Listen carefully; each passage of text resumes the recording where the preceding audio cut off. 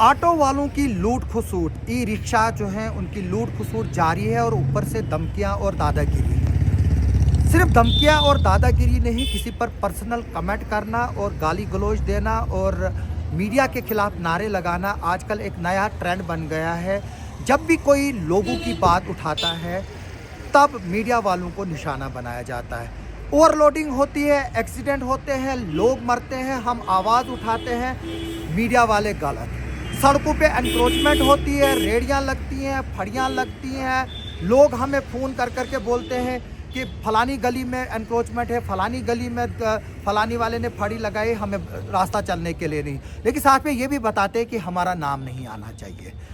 Drugs के लिए हम लड़ रहे हैं, वुमेन एम्पावरमेंट्स के लिए हम लड़ रहे हैं, लोगों के घरों में जवान बच्चे मर रहे हैं, लेकिन लोग जो है वो कैमरे पर आते नहीं, सब खामोश तमाशाई बने बैठे हैं। और आज तो लिमिट जो है वो क्रॉस हो गई। जो रिक्शाज वाले हैं उन्होंने एक अनऑथोराइज्ड गैदरिंग यहाँ पर की बालनिकेतन स्कूल के पास, वहाँ पर मीडिया वालों के खिलाफ नारेबाजी लगाई, किसी को कोई एतराज़ नहीं है। लगाए, हम लोग इस चीज़ को तैयार हैं। जैसे ही कल जो ये आकिब नाम का लड़का है जिसका वीडियो कल वायरल हुआ, जैसे ही वो वीडियो हमारे पास आया, हमने उसको पब्लिक की नोटिस में लाया कि इस तरह से लोगों के साथ होता है और एक औरत के साथ हो रहा है। बाद में यही लड़का जो है वो हमारे साथ आता है और हमने इसको भी मौका दिया कि वो ये भी अपनी बात सुनाए, लेकिन हमने इसको वहाँ पर रोका जहाँ ये गलत था।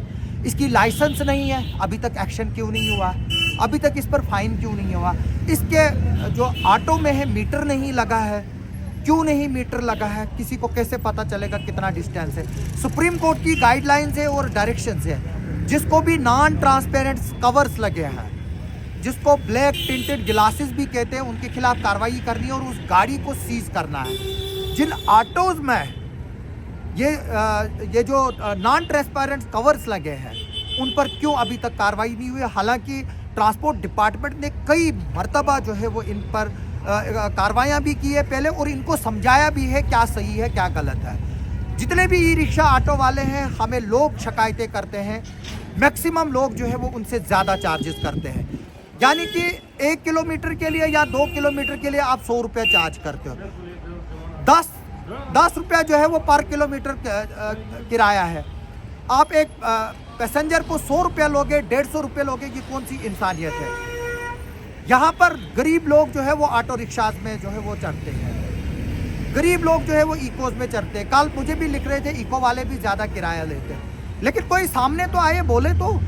अब थोड़ा ये जिम्मा जो है वो मीडिया वालों के पास ही है। हालांकि जिस लेडी के खिलाफ कल जो मामला हुआ है, उसने हिडियाल पुलिस पोस्ट में एक फॉर्मल कंप्लेंट भी लॉन्च किया है, उसके साथ जो बिहेवियर किया गया उसको लेकर, लेकिन अभी तक पुलिस ने भी उसमें कोई कार्रवाई नहीं की। मैं इस वीडियो के ज़रिए आवाम से ये बताना चाहता हूँ कि किश्तवाड़ शहर है ही कितना। आपको हमने क्यों अपने आप को इस तरह से बनाया कि हम 4 कदम पैदल नहीं चल सकते, 1 किलोमीटर 1.5 किलोमीटर भी नहीं शहर है। कौन सी मजबूरी है? अगर ये ऑटो वाले आपको ज़्यादा चार्ज करते हैं, आप नहीं चढ़िए, मेरी लोगों से रिक्वेस्ट है। ये खुद ही फिर आपको जो है वही किराया लेंगे जो जायज़ है। नाजायज़ मुनाफाखोरी जो है वो कतन भी जो है वो बर्दाश्त नहीं की जाएगी। चाहे हालांकि ये मामला मेरा नहीं है, मैं किसी ऑटो में नहीं चढ़ता हूँ, मैं बड़ा ओकेजनली चढ़ता हूँ, और अगर चढ़ूँगा भी तो मैं किसी को 100 रुपया नहीं दूँगा, इतना तो बिल्कुल डिसाइडेड है। और दूसरी बात यह है कि मैं लोगों को ये बोलना चाहता हूँ कि वो खुलकर सामने आए इस मसले पर। सिर्फ कमेंट करने से कुछ नहीं बनता है। हमारी ये जिम्मेवारी है कि हम आपकी लोगों की आवाज़ें उठाएं, लेकिन इसका मतलब ये नहीं है कि लोग फिर हमें पर्सनल टारगेट करें, जिस तरह से ये आकिब कर रहा है और उसके साथी कर रहा है। क्यों नहीं अभी तक पुलिस ने कार्रवाई की है? क्यों अभी तक ट्रांसपोर्ट डिपार्टमेंट जो है वो खामोश बैठा है? क्यों नहीं चालान हुआ? लगातार कंप्लेंटें आ रही हैं और आप नहीं चाहते हैं कि किसी ऐसे शख्स पर जो है वो चालान किया जाए जो बेकसूर हो। अगर इनके कोई इश्यूज थे, अगर इनको कोई प्रॉब्लम है, किराया काम है, उसके लिए हमने बोला कि हम लड़ेंगे, वो सरकार से लड़ेंगे। इसका मतलब थोड़ा कि ये सवारी से ही जो है वो लूट खसूट शुरू करें। जहाँ 10 रुपये बनती है वहाँ अगर 15 रुपये लेंगे, जहाँ 20 रुपये बनती है वहाँ 30 रुपये लेंगे, चलता भी है। अब जहाँ पर 20 रुपये बनती है ये लोग 100 रुपया लेते हैं, 150 रुपया लेते हैं। आपने देखा होगा जो कमेंट्स हो रहे हैं, किस तरह से लोग जो है वो इस पर डिस्कस कर रहे हैं। तो इस वक्त हम पुलिस स्टेशन के बाहर हैं और मैं इस वीडियो के ज़रिए बताना चाहूँगा कि इसमें हम कानूनी कार्रवाई भी करेंगे। जो हमारे खिलाफ डेफेमेटरी वर्ड्स इस्तेमाल किए गए हैं, ऐसा ये नहीं है कि तुम किसी के खिलाफ भी जो है वो कोई भी ज़बान इस्तेमाल करो तो फिर हम लोग खामोश रहेंगे। हाँ, जहाँ तक आपके मुद्दे हैं, हम पूरे जो ई रिक्शा वाले हैं उनको ब्लेम नहीं करते हैं कि उन्होंने जो है वो गलत ज़बान इस्तेमाल की। बात कर रहे हैं यूनियन की, इलेक्शंस की। कौन सी यूनियन रजिस्टर है? इलेक्शन जो है वो उसका एक प्रोसीजर होता है, प्रेसिडेंट बनाने का एक सेट प्रोसीजर होता है। क्या वो प्रोसीजर फॉलो किया गया? यूनियनें बनाएंगे और धमकियां देंगे कि हम स्ट्राइक करेंगे, तो करिए, किसी को क्या फ़र्क पड़ता है? आपके अपने ऑटो है, आप चलाइए सड़क पे, या नहीं चलाइए वो आपकी मर्जी है। लेकिन जब सड़क पे आप लोग चलाएंगे तब जो है वो आपने वही कानून फॉलो करना है जो गवर्नमेंट के रूल्स है।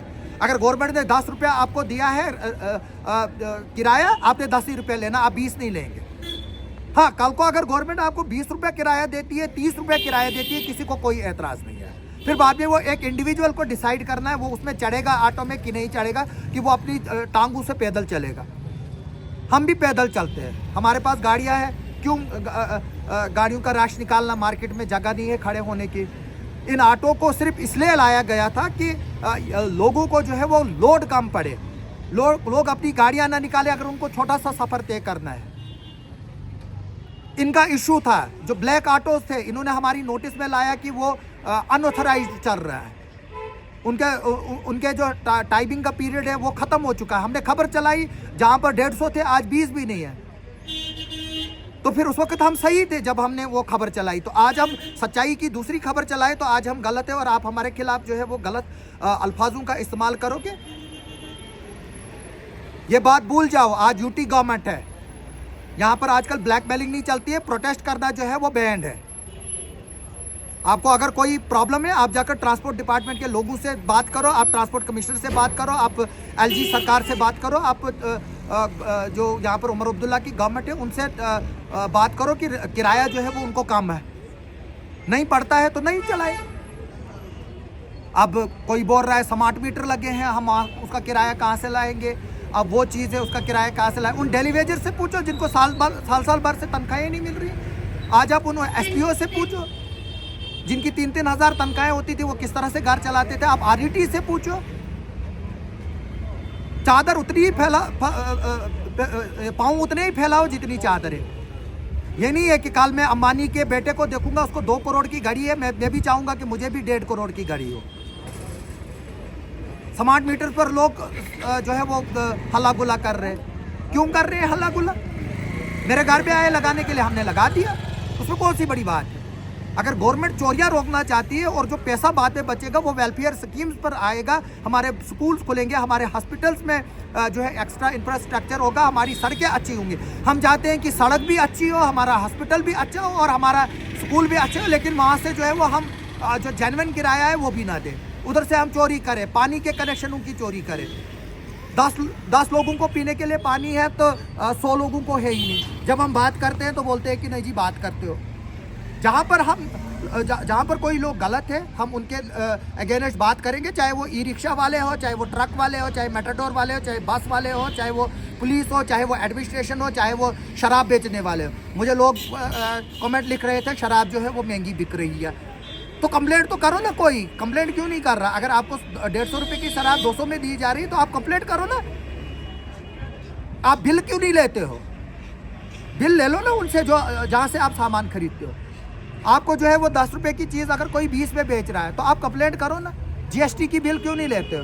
उसी तरह से ई रिक्शा वाले ये जो है, मैं इनको ये बात बताना चाहता हूँ कि हम उनके साथ हैं, उन लोगों के साथ है, बदतमीज़ लोगों के साथ नहीं है, उन लोगों के साथ है जिनकी जेन्युइन डिमांड्स है। और जो डिमांड जेन्युइन है, आपके मीटर लगाना है, उसके लिए कोई और है ही नहीं। एक शख्स जो आपके ऑटो में बैठेगा उसको कैसे पता चलेगा कि मैंने कितना डिस्टेंस ट्रैवल किया? आपने पर्दे लगाने हैं, ट्रांसपेरेंट पर्दे लगाने हैं। आपने अपने जो ई रिक्शा का ऑटो है उसमें जो डिजिटल पेमेंट का सिस्टम है, चाहे आप पेटीएम लगाओ, अपने बैंक अकाउंट का वो स्कैनर लगाओ, वो आपने लगाना है। कि कभी किसी पैसेंजर के पास पैसा नहीं होगा, वो कहाँ से लाएगा कैश और देगा आपको? ये सब चीज़ें, कुछ चीज़ें जो है वो मैंडेटरी है। हाँ, अगर आपके इश्यूज़ हैं वो हम उठाएंगे। कल भी हमने जो जो ये ऑटो वाला इस वक्त मेरे खिलाफ जो नाशाइस्ता लैंग्वेज इस्तेमाल कर रहा था, उसका इंटरव्यू कर लिया और उसमें वो तस्लीम कर रहा है उसके पास लाइसेंस नहीं है। अगर उसके पास लाइसेंस नहीं है वो चला ही नहीं सकता है ऑटो। अगर उसने मीटर नहीं लगाया एज पर कानून वो चला ही नहीं सकता है। मेरी इस वीडियो के ज़रिए तमाम लोगों से रिक्वेस्ट है कि वो सही का साथ दे। अगर आपके साथ लूट खसूट हो रही है आप आकर कंप्लेंट करें, पुलिस में FIR करें, ताकि जो भी लोग आपका के साथ नाजायज़ मुनाफा करें। अब ये ऑटो वालों की बात नहीं है, ये दुकानदारों की बात भी है। अगर आपको कोई दुकानदार 20 रुपए की चीज़ 50 रुपए में बेचता है, आप उसके खिलाफ भी कंप्लेंट कर सकते हो। अगर आपको कोई और धोखा देता है आप उसके लिए भी कंप्लेंट कर सकते हैं। ये नहीं है कि आप सिर्फ ई रिक्शा वाले के खिलाफ कंप्लेंट करें, आप बस वाले के खिलाफ कंप्लेंट करो। बस वाले ऊपर से ओवरलोड लाते हैं, ट्रक वाले हमें फ़ोन करते हैं कि नहीं जी, जब बस वाले ये लाएंगे जुंगे कहाँ जाएंगे, ट्रक्स कहाँ जाएंगे। हम खबर लगाते तो हम गलत, ट्रक वाले ओवरलोड करते, जब हम वो खबर लगाते हैं तब हम गलत। जब हम बस वालों का लगाएंगे वो ओवरलोडिंग करते हैं और ऊपर से सामान लाते, तब हम ट्रक वालों के सामने सही। मेरी लोगों से अपील है कि आप इस इशू को जो है वो छोटा ना समझें। इसमें काफ़ी गरीब ऐसे लोग हैं जो बाहर से आते हैं, जिनको बस स्टैंड से हॉस्पिटल जाना है, जिनको बस स्टैंड से DC ऑफिस जाना है, वो कहाँ से लाएंगे पैसे? उनको टाइम होता है, मुख्तसर टाइम होता है। एक जो छात्रों से आएगा उसको DC ऑफिस में काम होगा, उसके पास टाइम कैलकुलेटेड होता है, उसको पता है कि मुझे 4 बजे वापस गाड़ी मिलेगी, मुझे छात्रों पहुँचना, मेरे बच्चे घर में अकेले हैं। वो ऑटो पकड़ेगा ही पकड़ेगा, तो फिर आप उसको लूटोगे। अल्लाह ताला की लानत पड़ती है उन लोगों पर जो नाजायज़ मुनाफाखोरी करते हैं। एक शख्स मेरे को कमेंट कर रहा था, नाम है अबू हुरैरा। ज़रा पता करें, हज़रत अबू हुरैरा से हुज़ूर सल्लल्लाहु अलैहि वसल्लम की सबसे ज़्यादा रिवायतें हैं, और जो नाजायज़ मुनाफाखोरी के लिए जो है वो सबसे सख्त मनाही की गई है। और कारोबार में उसके कभी भी बरकत नहीं रहेगी जो लोगों से नाजायज़ मुनाफाखोरी करेगा। आपने हदीस पढ़ने हैं, आप मुताला करें, आज गूगल है, आप किताबें पढ़िए, देखिए, सुनिए। आप अपने आप को पढ़े लिखे बोल रहे हो ना कि हम पढ़े लिखे हैं, ग्रेजुएट है, बाकी है, पढ़े लिखे हैं, तो पढ़ो, दीन को पढ़ो। जो हिंदू कम्युनिटी का है वो अपने मज़हब को पढ़े, मुस्लिम जो है वो अपने मज़हब को पढ़े। गीता का मुताला करो, अपने वेदों को मुताला करो। वहाँ मुझे बताओ कि कहाँ बताया गया है कि आप किसी बेकसूर और बेकस इंसान को जो है वो लूट करोगे। तो मेरी इस वीडियो के ज़रिए लोगों से अपील है कि वो सामने आए और इस चीज़ को जो है वो कंडेम करें। और दूसरी बात यह है कि इसमें हम लीगल ओपिनियन भी ले रहे हैं। इसमें इंशाल्लाह जो कानूनी कार्रवाई होगी, जो हमारे खिलाफ ज़बान इस्तेमाल की गई है उस पर जो है वो जो कानूनी कार्रवाई होगी वो हम करेंगे। अभी हम पुलिस स्टेशन के बाहर हैं और हमारे सारे मीडिया के कुलीग्स यहाँ पर आए हुए हैं, और इसमें जो है वो अब हम आगे क्या स्टेप लेंगे उसके बारे में भी जो है वो हम आपको बताएंगे। आप हमारे साथ बने रहे इसी उम्मीद के साथ कि आप लोग जो है वो सच का साथ देंगे। आप सबका सुनने के लिए और देखने के लिए बहुत बहुत शुक्रिया।